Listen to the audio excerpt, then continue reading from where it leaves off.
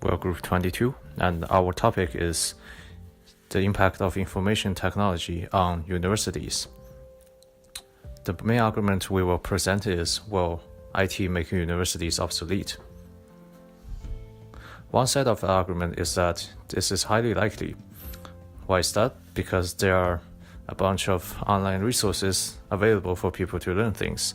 For example, Khan Academy, Coursera, Udacity, and edX. Here are some examples. Coursera offers a data science certificate and a very popular deep learning certificate. Udacity also offers a self-driving car engineer certificate and a machine learning engineer certificate.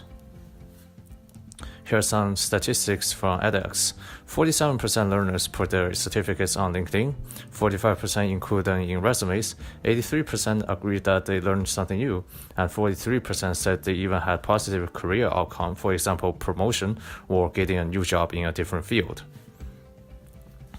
Just to strengthen the argument, here are some real story. Mecca, she completed the Udacity self-driving car degree and got an autonomous vehicle engineer job. Robert transitioned to Intel's self-driving car department after completing the nano degree as well.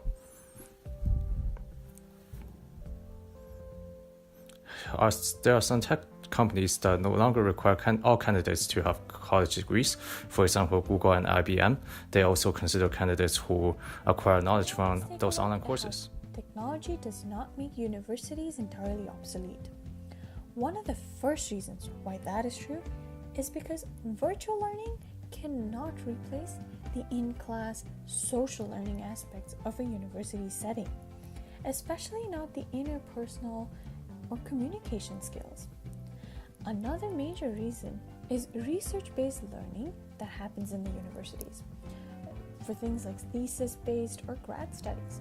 All of these aspects cannot be mimicked by technology or even replicated in a true fashion. Moreover, let's not forget that besides computers, not every subject can be taught online, especially certain hands-on or practical science courses. Imagine a chem class without demos. Now lastly, let's look at the credibility and reputation that universities and large institutions of academia bring. It's difficult to match up to these by the online course schools. Hey Rob, how are you? Good. I have a question for you. What do you think about the credibility of online assessments in university education? Yeah, I think that's a really good question. I think that online assessment has a number of issues. The first is, do you know that the person taking the test is really the person who's supposed to be taking the test? So there's an authentication question. I think there are lots of tools that we're developing, biometrics, et cetera, that might help us get around that. But I'm also aware that, any tool that we develop, people are quickly developing ways to get around those tools.